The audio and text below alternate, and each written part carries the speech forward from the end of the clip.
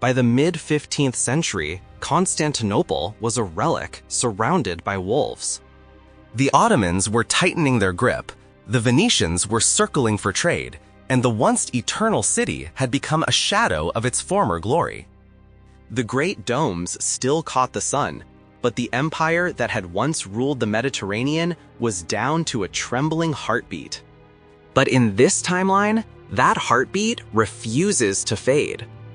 In 1439, Emperor John VII Palaiologos travels west to Italy to attend the Council of Florence, hoping to heal the thousand-year schism between the Latin and Greek churches.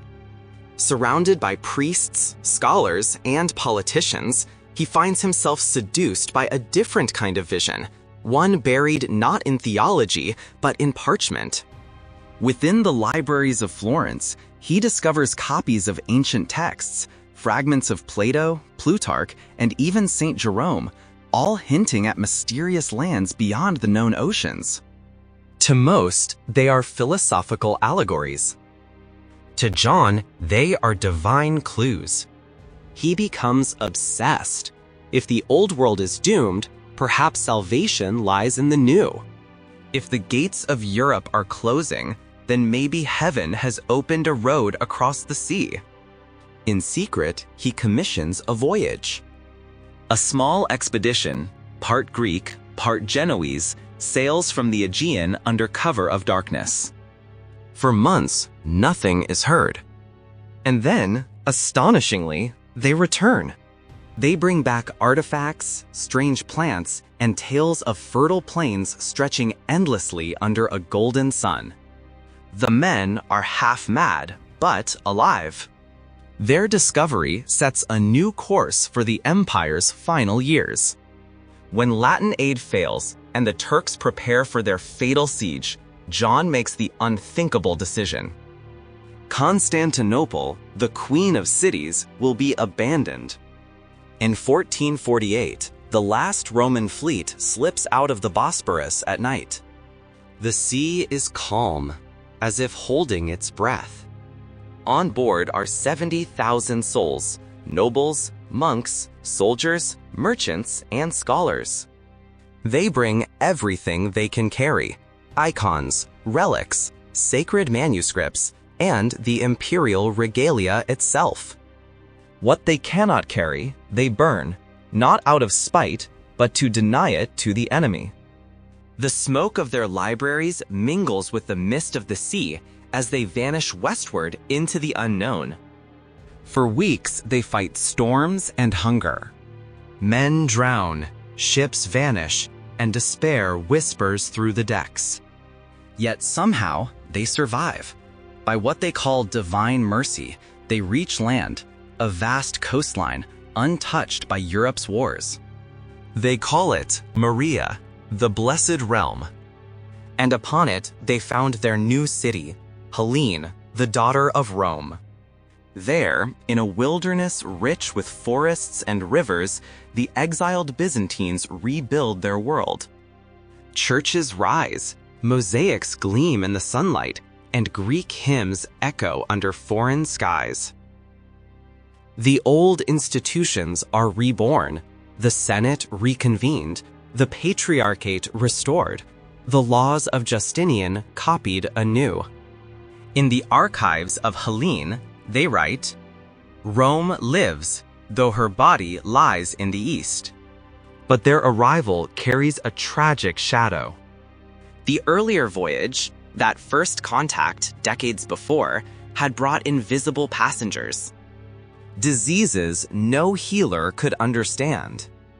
Across the continent, native civilizations collapse in silence. Entire nations vanish.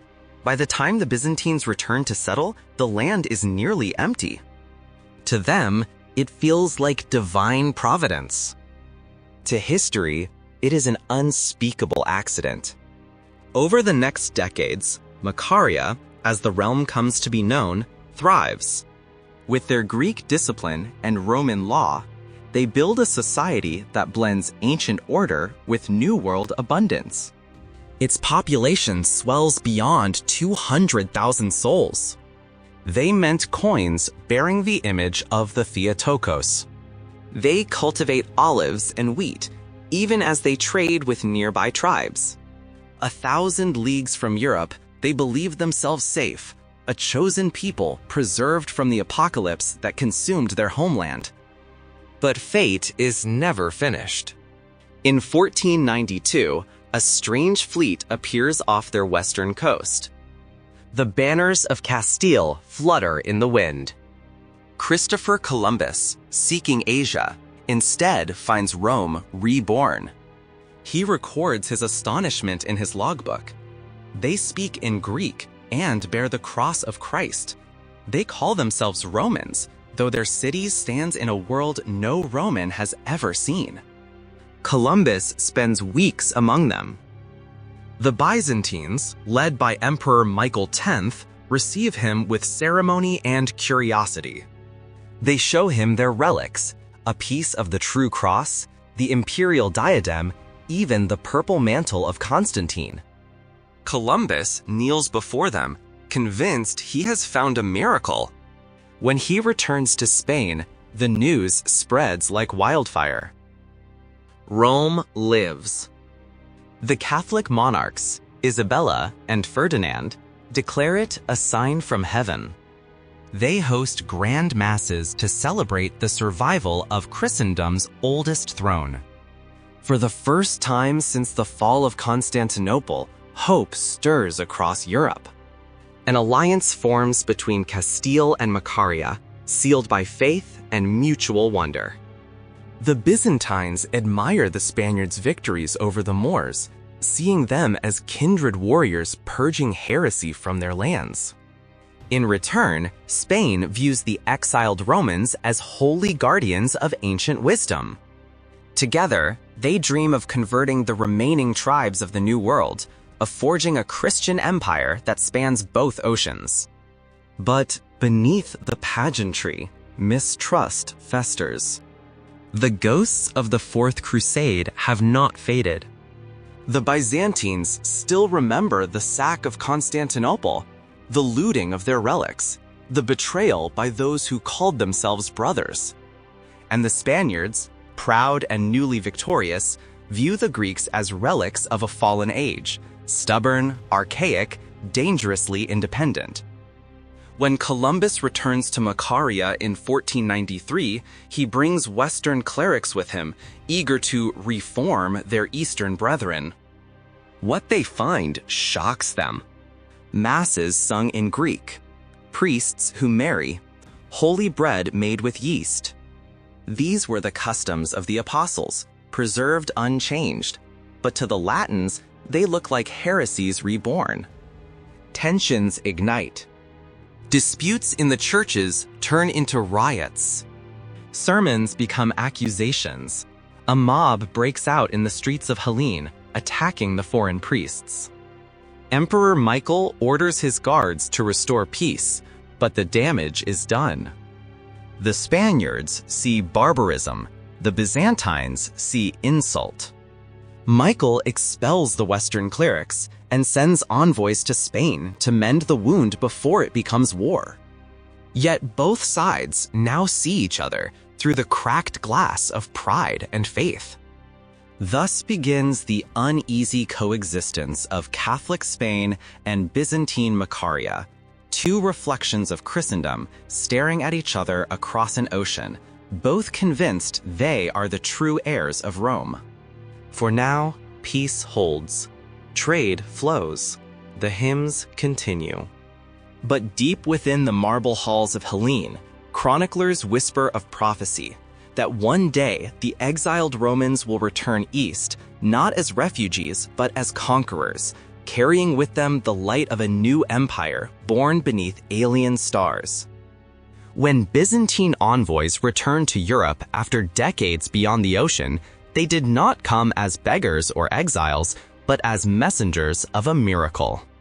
They brought maps, coins, and letters sealed in imperial wax, stamped with the double-headed eagle. Their tales described marble cities under alien skies, cathedrals rising over jungles, and hymns in Greek echoing where no Christian had ever set foot. The papal court erupted in disbelief. The impossible had happened. Rome had survived, not in the East, but in the West.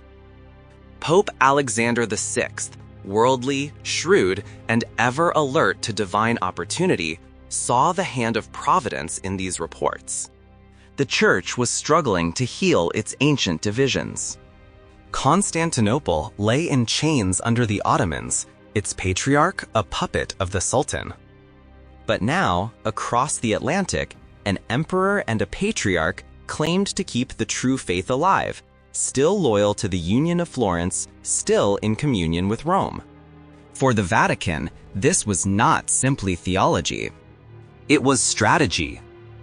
If the Church recognized the Patriarch of Heleneon, it could reclaim its authority over the East without a single sword drawn. The legitimacy of the Ottoman-backed Patriarch would crumble overnight. The Christian world would realign under the papal seal, and Byzantium, reborn in the New World, would be the vessel of Rome's return. After months of deliberation, Pope Alexander acted. He issued a solemn papal bull affirming the Union of Florence and recognizing the Church of Heleneon as a fully legitimate patriarchate. The decision sent shockwaves through Christendom. In one stroke, the Holy See both sanctified the Macarian Empire and nullified the Orthodox hierarchy still surviving under Turkish rule. The Pope's letter declared, "The empire that fled the darkness has found the light anew. Let their altars burn bright, for God has led his people through the sea once more." The Catholic monarchs, Ferdinand and Isabella, rejoiced. For them, the Byzantines were both spiritual kin and political allies, a Latin-friendly empire rich in trade and loyalty. Soon, relations between Castile and Heleneon were restored. Delegations crossed the Atlantic bearing gifts: gold icons for crosses, cannon for silk, parchment for prayer. Then came the moment that would divide the world. In 1494, under papal supervision, the Treaty of Tordesillas was signed, a grand document dividing the earth itself into spheres of divine stewardship. Portugal was granted Africa and most of Asia. Spain was granted the southern realms of Macaria. And to the astonishment of all, Byzantium was granted dominion over the vast northern continent, from the equatorial jungles to the icy seas beyond. For Emperor Michael X Palaiologos, it was more than recognition. It was vindication. For 1,000 years, the Byzantines had fought to keep the world Christian, and lost. Now, they had crossed the edge of the map and built a new Christendom of their own. The Treaty of Tordesillas transformed Heleneon from a survivor's refuge into an empire blessed by both cross and crown. Michael, a pragmatic yet deeply pious ruler, used this new legitimacy with brilliance. He welcomed Spanish engineers, Portuguese navigators, and Genoese merchants, but never allowed them to dominate. He traded gold, spices, and rare dyes for technology, printing presses, advanced cannons, galleons with triangular sails, and the latest fortification designs from Europe. The Byzantines absorbed everything but allegiance. They played their Western counterparts as masterfully as their ancestors had once played Persians and Franks. Within a decade, Heleneon was transformed. Its harbors teemed with ships bearing both Greek and Latin inscriptions. The imperial mint struck coins depicting the Virgin on one side and the twin eagles of empire on the other. Scholars from Italy and Crete debated theology in marble courtyards scented with orange blossoms. For the first time since the age of Justinian, the empire felt not cornered, but ascendant. Yet prosperity brought restlessness. Helenion's streets echoed with sermons proclaiming a divine mission, that God had led his people across the sea not merely to survive, but to redeem the new world. The land was immense, fertile, and nearly empty. Priests preached that the Lord had cleared it for the faithful, and explorers returned with tales of ruined cities and fallen kingdoms awaiting baptism. North of Heleneon lay the peninsula of Constantine, a region of steaming jungles and half-deserted Maya city-states. These remnants of a once great civilization were tearing themselves apart. Famine, war, and disease had reduced them to rival fragments. To the Byzantines, it looked as if God himself had swept aside the pagans and opened the way. All that remained was to walk the path laid before them. The spark that set the empire ablaze came by tragedy. In 1496, a merchant ship named the Saint Eudokia was caught in a storm and thrown upon foreign shores. The surviving crew, battered and starving, stumbled into a Maya kingdom and were captured. When word reached Heleneon months later, it brought with it a tale so horrifying that even the old warriors of Constantinople shuddered. The captives had been sacrificed upon a pyramid drenched in centuries of blood. Their hearts torn out in ritual, their bodies dismembered and devoured in the feasts that followed.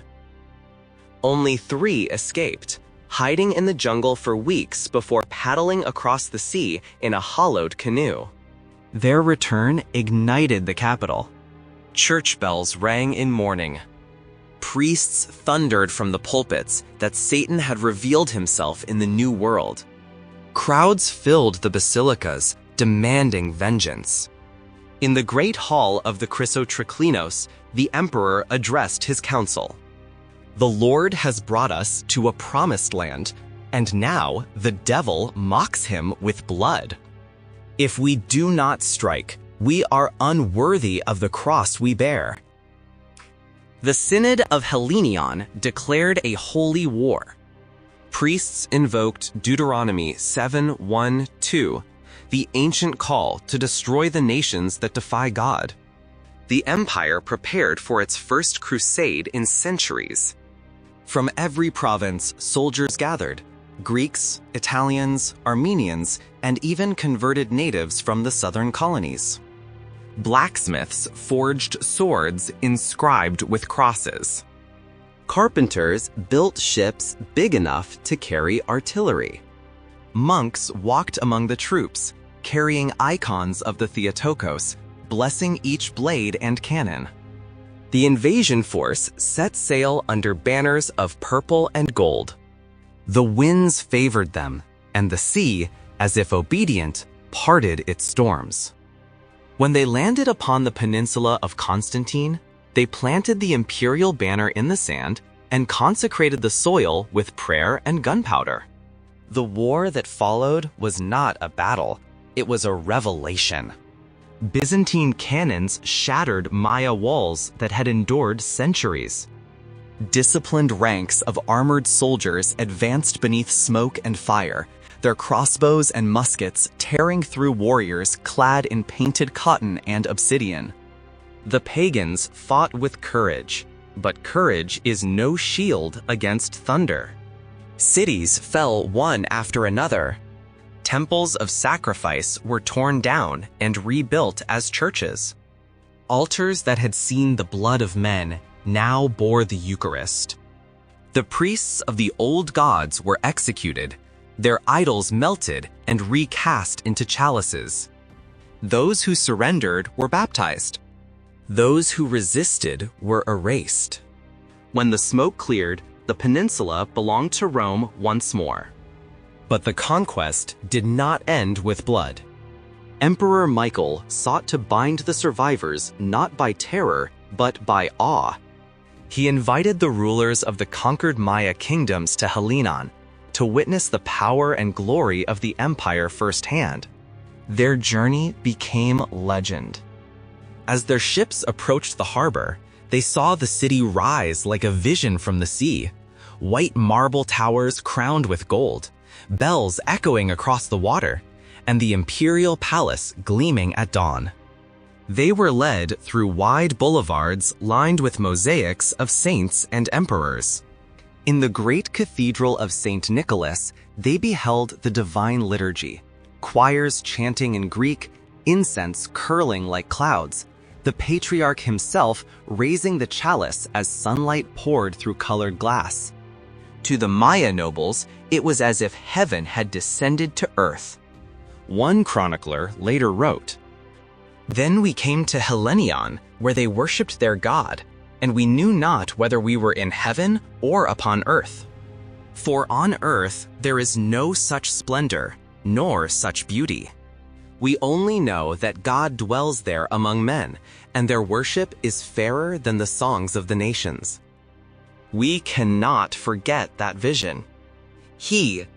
When these men returned to their homelands, their words spread faster than armies.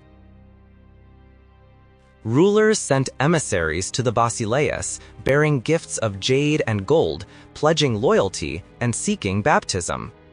Missionaries followed in their wake, erecting crosses over pyramids and teaching the children of kings to read Greek scripture. Some conversions were sincere, others desperate, but all were final. And thus, from blood and awe, the second miracle of Byzantium took root. In a land that had once worshipped the sun, the Romans built an empire of light, a new Rome, forged from exile and conviction, convinced beyond doubt that it had been chosen by God himself to redeem the world that had abandoned them. The old world had exiled them. The new world would crown them. And from the marble spires of Heleneon, the bells of victory rang across the ocean, declaring to all Christendom that the empire of heaven had begun. Across the jungles of Macaria, the crosses rose higher than the trees. Pagan temples fell one by one, toppled by hammers, consecrated with holy oil, or reborn as cathedrals of marble and song. To the Romans, it was not conquest. It was redemption. The ruins of the old Maya world, half buried in vines, became gifts from Providence. Miles of ready-cut stone and wide plazas transformed into fortresses and monasteries. Gold and jade poured into Heleneon, funding new fleets, cannons, and colonies.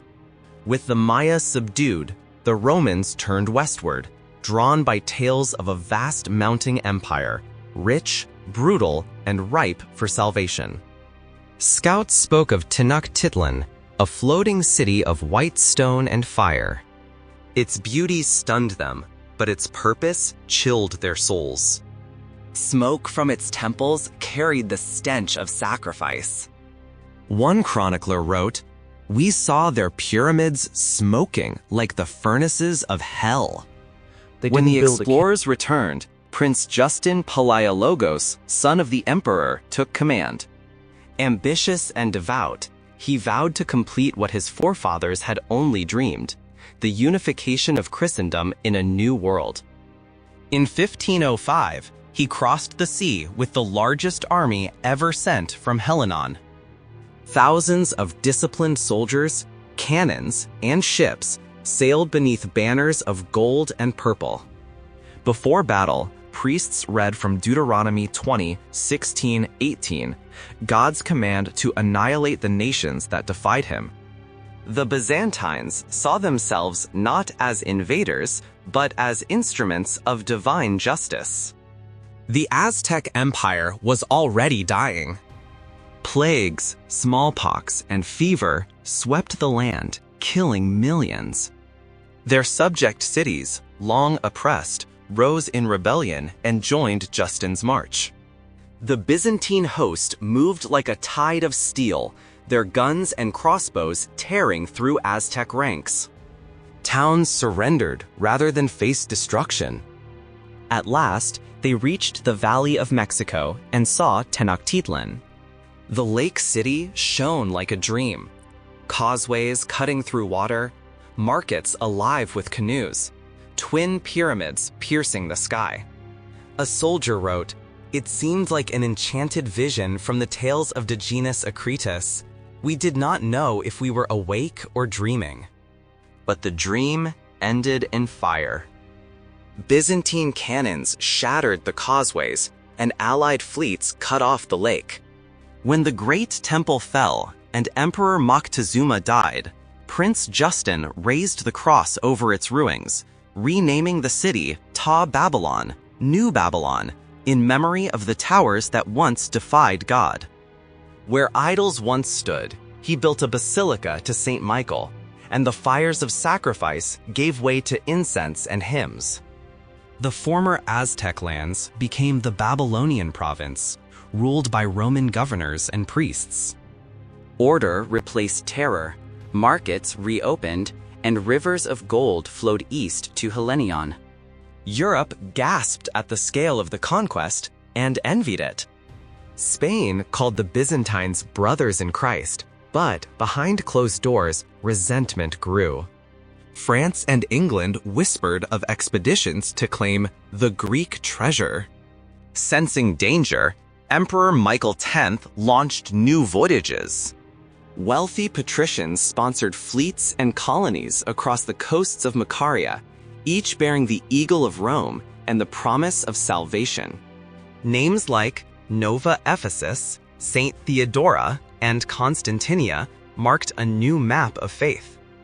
By 1515, the empire stretched from burning tropics to frozen forests. Its power rivaled any kingdom of Europe.